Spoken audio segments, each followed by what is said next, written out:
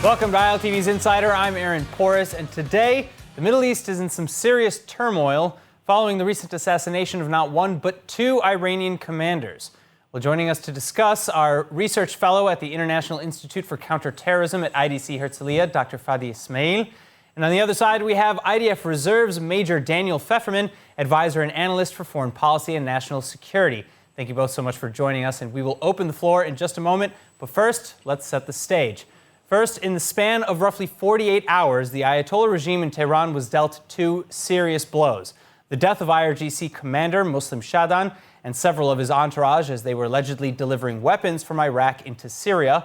And just before that, the assassination of military commander and Iranian nuclear program leader Mohsen Fakhrizadeh, right on Iranian soil. متاسفانه عملیات بسیار پیچیده‌ای بود و با کارگیری تجهیزات الکترونیکی رخ داد. هیچ فردی در صحنه حضور نداشت، اما سرنخ‌هایی وجود داره. ضمن اینکه اون کسی که این طراحی رو کرده برای ما مکشوفه که کیست، سابقه‌اش چیست. حتما منافقین در این نقش داشتن و حتما عنصر جنایتکار این امر رژیم صهیونیستی است و موساد. تقویت لازم هم در ارتباط با حفاظتشون صورت گرفت، اما این بار دشمن از سبک و شیوه کاملا جدید و حرفه‌ای و تخصصی استفاده کرد. متاسفانه موفق شد بعد از 20 سال. Now, Dr. Ismail, I actually want to start with you. What do we know about these two targets? Mr. Fakhrizadeh, specifically, we just heard, has been the target for 20 years. Yeah, probably even a little bit more. But, Fakhrizadeh is both, was a very important figure in the sense that he was both a scientist as well as a major general, like an actual leader beyond his technical skills. And I would assume that he would have been on, well, at least on the watch list for Western services from probably before 20 years ago. I believe that most of such scientists in countries of concern are probably regularly under some sort of I wouldn't say surveillance, but they were probably always followed around the place, and especially when they end up in a country like Iran, North Korea, Pakistan, places of that sort, they are of very, very great interest to a variety of services. So that's about Fakhrizadeh, who is probably became even more critical since we have noticed that Iran is rebuilding its facilities in Natanz that were really harmed or hurt in, I think it was June or July. And and what about Muslim Shadan? Excuse me? And what about Muslim Shadan? Yeah, well, again, we're speaking about very high-ranking officials here from the very top of the brass. Now, are the two incidents connected? Could be. Or maybe it was just bad luck for a very bad day for the revolutionary forces. Who knows? We have to remember, however, that the other case is not the same as the one that happened in Tehran, because the other general was hurt in a very high-risk area. Right. So, and in a drone strike, it was less. Yeah, it was less of an orchestrated assassination. Sure. Well, excuse me. I was agreeing with you that it was maybe less of a targeted assassination, or orchestrated assassination like that of Fakhrizadeh, and more of a drone strike in a war area. But Major Pfefferman, I get bad luck, you know. Yeah. Well, but Major Pfefferman, I want to bring you in now. You know, again, speaking of both of these high-ranking officials, how have Iran's plans for the region really been affected or set back? And also, how is Iran feeling? They must be maybe a little bit embarrassed or at the very least, of course, upset. Sure. Thank you. This is part of an ongoing effort going back at least a decade, assumed to be Israeli intelligence, but of course Israel hasn't said anything. according to foreign press reports, as we like to say. This is part of the ongoing shadow war, or as we call it in Hebrew, the war between the wars, to set back Iran's, both its nuclear program and its regional plans to expand its military and diplomatic capacity to be able to be the dominant power in this region. So in that sense, these two strikes are part of this ongoing shadow war, if it is assumed to be by Israel, to set it back. Taking out two such figures, and if we connect it to the supposed, the American strike on Soleimani, if we want to connect them, at least strategically, going back to January, what you have here is an effort to, these are not just functionaries. These are high-ranking military leaders who have a lot of organizational knowledge, who have very close ties to the supreme leader and the leadership. And so taking out someone like Mohsen Fakhrizadeh, both with his knowledge, at one point, it's not just his nuclear weapons knowledge. He's the one who knows how to connect all the various departments that should Iran want to break out to a nuclear weapon, it's going to need someone who can sit atop the organizational pyramid and know how to connect the enriched uranium with the weaponization, with the ballistic missile programs. And so that's really where he sat. He sat atop SEPAND, the SPND, the organization that's in charge of military innovation and research, and was in the close inner circle of decision makers in that regard. So taking out someone with that kind of influence, with that kind of institutional knowledge and technical knowledge, it's a big setback. Of course, everyone is replaceable. The question is, how long does it take to replace someone? The question is, what does this do to other Iranian senior nuclear scientists and leaders? Are they going to be more cautious? Are they going to hold back? Of course, Iran is embarrassed by this. I think you said it just right. And they're going to look for a time and a place to get even. They're going to have to be careful how and when they do that, because such operations take months possibly to plan, take very careful planning. And, they're going to look for the right opportunity to get even with what they assume was an Israeli attack. And we have to be careful and be on the lookout for this. All right. Well, now, Dr. Ismail, I want to come back to you for a moment, and I want to discuss maybe some of the morality behind these strikes, assuming that Israel is behind them. Is that a just thing to do, to say, I have my agenda, you have yours, and I'm willing to go into your country and assassinate to do it? Is war moral? I mean, if we go into this, we can go back to biblical discussions or sort of discussions about those issues. We can go to the even more ancient texts where you hear some echoes of those kinds of questions. What about in the law? What about in the eyes of the international community and in international law? There is no way to call. No, this is not legal. I mean, we have to understand, when intelligence services work anywhere in the world outside their jurisdiction, a lot of what they do is criminal. It's illegal, technically speaking. It's just the way it is. They are trained, state-sanctioned outlaws. I mean, this is the reality of it. And again, I strongly support your question, because I think we always have to remember that the difference between, let's say, a state-sanctioned operation that might be a necessity of this sort or the other, the way it differs from terrorism or any other types of crimes, we have to always remind ourselves that we as a state, we have to think in those terms. We have to look into international law. We have to look like, even if we are technically or not technically violating law as well as moral principles, how do you do this on a minimal level, and to be absolutely sure that everything that is going to be done is an absolute necessity. It is proportional. It is surgical. It is. This is what we try to do. I cannot tell you how many times I've sat in meetings in completely different theaters, both with IDF as well as with the great ally from the U.S., discussions about things like that.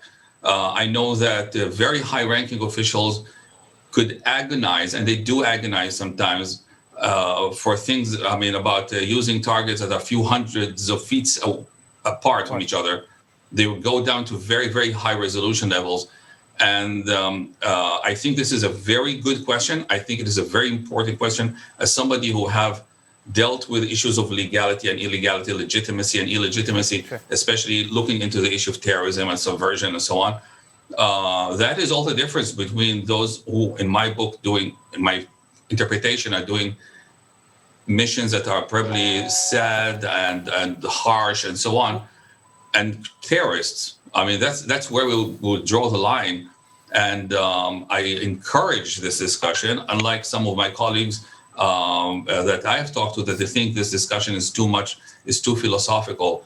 I think it is important. It helps us. I think the philosophy of these things should be paramount when making decisions of life and death. Of course, I think so. I do believe when people tell me, go ahead, sorry. But no, it's okay. So I just want Major Pfefferman, same question. Do you want to weigh in maybe on this? I think Fadi said it very nicely in that, I can tell you from having seen operational planning over the years, whether it's if you're going to do a surgical strike in Gaza on terrorist leaders, there is a lot of thought, there's a lot of consideration both to the international law aspects, again, assuming this strike was carried out by Israel, but I'm speaking generally, there's a lot of consideration given to the morality of it. There is a lot of thought to minimizing to the smallest extent possible, zero if possible, any kinds of civilian casualties. And this is something that I'm glad that our leaders, if and when they're making these decisions, are considering these issues. It is not legal if you're going by the dry interpretation of international law, whether we like what Iran does, whether we like, whether we like what they do or not. Like Fadi said, it's you're going into a sovereign country and killing an official of their country, even killing any kind of citizen of their country. And the question is what is the difference between terrorism and what is the difference between a justified military strike? And I think that's the nature of our regime. It's the nature of that we are not the ones threatening Iran existentially, and they are constantly threatening us existentially. It's the ones that they are building bases and arming proxies, Hezbollah and other and other kinds of proxies in Syria, and trying to constantly, they're arming Islamic Jihad in Gaza and even Hamas. And so it's a question of intentions. It's a question of whether you try to minimize and prevent civilian casualties versus what our enemies oftentimes do is target civilians and try to increase civilian casualties as the goal. And you have to look at that point actually brings me really to my next question, because there are a lot of reports that Israel is currently afraid that Iran's retaliation, which they have threatened retaliation against Israel multiple times for this already, Israel is fearing that the retaliation will take the form of an attack against civilians abroad, particularly in the United Arab Emirates. Do you think that there's, a harsh reality, that there's a high chance to this? It's something we definitely need to be concerned about. Iran and Iran's proxies over the years have shown that they will target Israeli and Jewish targets abroad. It's easier than targeting them in Israel. They have shown that they've tried this. There have been attacks in Bulgaria. There have been attacks in India. There have been thwarted attacks in other places that I won't mention. It's a cat and mouse game that they are always trying to do. Of course, we have the famous bombing of the Jewish Community Center in Argentina that killed hundreds of people. So this is not a theoretical thing. This gives them an immediate need to react, and I can imagine that they will seek out the softest part of the belly as possible to target and get revenge on Israelis and or Jews and Jewish communities, and it's something we definitely have to be aware of. Dr. Ismail, there are reports that the United Arab Emirates, actually taking these fears into account, possibly, has instituted a freeze on visas from 11 different Muslim countries in the Arab and African world. Do you believe that that's connected in any way to the recent actions against Iran and the possibility of retaliation, or is that maybe coincidence? Well, these are the rumors among us, the analysts in these circles. I want to make 2 points about this. First of all, to the previous point, going back to the morality for one sentence, I actually had the wonderful experience of sitting in rooms where there are officers from various Western armies showing off to each other how moral they are. I mean, they're arguing which one is the most moral one. And I think this is a good testament to a positive testament to the value system that Western forces operate under. We are not forces where we show off by killing civilians and mass rapings and mass murders and so on, where maybe some other forces would. This is one point. The second thing about the UAE and the threats, this is one of those effects that I want to just talk in a wider sense, or widen the lens, so to speak. The recent agreements that were signed, the recent deals with the UAE, Bahrain, and the Sudan, and so forth, it also places a certain burden on Israel's foreign policy.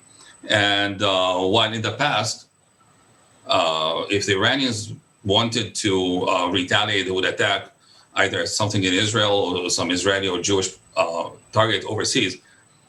Now they can threaten to target those glass towers in Dubai, in Abu Dhabi, places like this, or in Manama, and we have to take notice.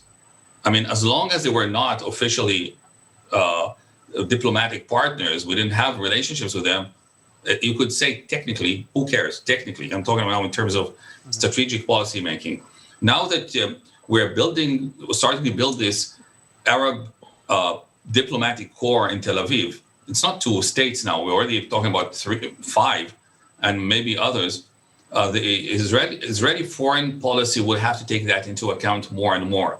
There are rumors that the Iranians have just threatened the Crown Prince of UAE that if the United States plans to attack Iran, they will strike back at the UAE. That means that everybody has to take that into account. All of a sudden, it matters.